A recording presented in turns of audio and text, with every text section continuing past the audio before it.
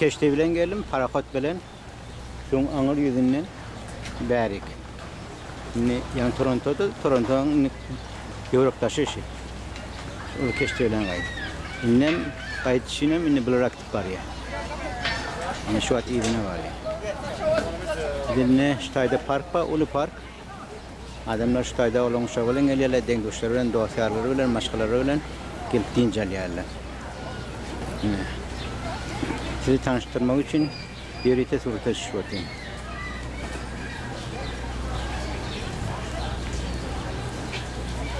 Parkın düşen yerimizi görkeden de olarak taşını.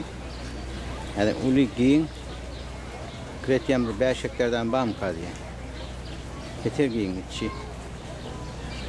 Dürlü adamlar için bilmem zatlar var, hayvanat bağı, çağlar oynamak için, yine bir görüyanı iyi içmek için.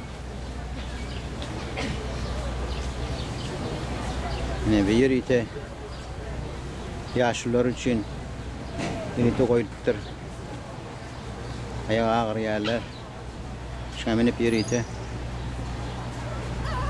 Şimdi yoraktaşını içine aylanıyorlar. Yine orada bir restoranın biri.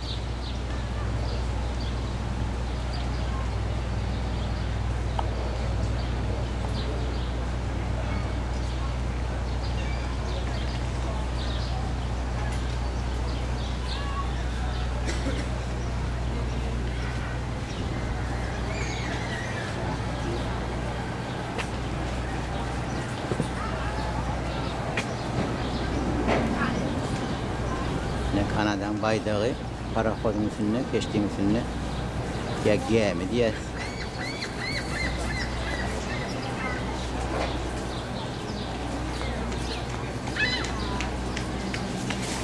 Bu parktaki Kanada'nın baydağı.